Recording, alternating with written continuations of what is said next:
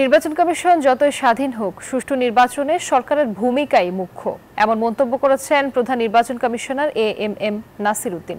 সকালে আগারগাঁয়ে নির্বাচন কমিশনের 2 দিনব্যাপী প্রশিক্ষণ কর্মসূচির উদ্বোধনী অনুষ্ঠান শেষে এসব কথা বলেন তিনি। আরও বলেন, রোডম্যাপ নয়, কর্মপরিকল্পনা রয়েছে নির্বাচন কমিশনের। সে অনুযায়ী বিভিন্ন ধাপ শেষ করে এগোচ্ছে ইসি।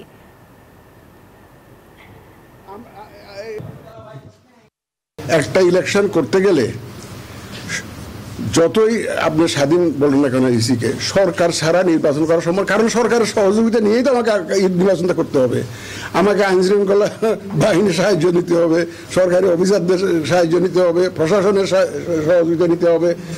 সুতরাং সরকার এখানে মুখ্য একটা ভূমিকা রাখবে তো এই ইলেকশনের মধ্যে।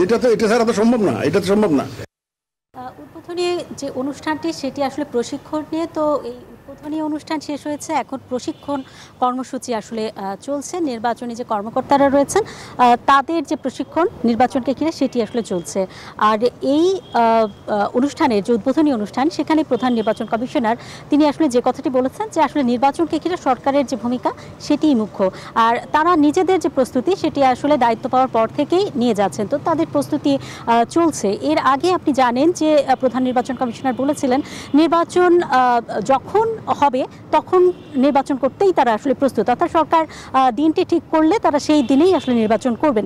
আজকেও আসলে সেই কথার ব্যতিক্রম নয়, তারা সেই কথাটি বলছেন, কিন্তু তারা তার সঙ্গে যে কথাটি বলছেন যে নির্বাচন করতে অবশ্যই সরকারের যে সহযোগিতা সেটি প্রয়োজন এবং এইখানে সরকারের ভূমিকাটাই মুখ্য, অর্থাৎ কবে নির্বাচন হবে সেটির বিষয়ে সরকারের ভূমিকাই মুখ্য এবং সরকারের সহযোগিতা ছাড়া সুষ্ঠু নির্বাচন করা সম্ভব নয় বলেও তারা আসলে জানিয়েছেন। তবে এর পাশাপাশি আইন শৃঙ্খলা বাহিনী এবং সরকারি যে কর্মকর্তারা রয়েছেন বিভিন্ন জায়গায় যারা নির্বাচনকে ঘিরে কাজ করবেন, তাদের সহযোগিতাটাও আসলে খুবই জরুরি বলেও আসলে তিনি জানিয়েছেন। আরেকটি বিষয় তিনি জানিয়েছেন যে সরকারের সাথে তাদের অনেক যোগাযোগ হচ্ছে, বিষয়টা তেমন নয়, আবার প্রতিনিয়ত যোগাযোগ হচ্ছে তেমনও নয়, অর্থাৎ প্রয়োজনে তারা সরকারের সঙ্গে যোগাযোগ করছে, সরকারও তাদের সঙ্গে যোগাযোগ করছেন। তো নির্বাচন ঘিরে আসলে তারা প্রস্তুতির দিকে আগাচ্ছেন, তবে রোডম্যাপ ঠিক ঘোষণা তারা করেননি, আর তফসিল আসলে সময় মতোই ঘোষণা করা হবে বলে কিন্তু এক ধরনের আভাস দিয়েছেন প্রধান নির্বাচন কমিশনার। এই ছিল আমার কাছে এখান থেকে সর্বশেষ খবর।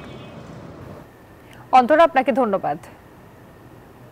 বান্ডেল থাকলে প্রতি সেনমানিতে টাকা বাঁচবে। বিকাশ সেনমানি বান্ডেল কিনে জিতুন প্রতি লেনদেনে।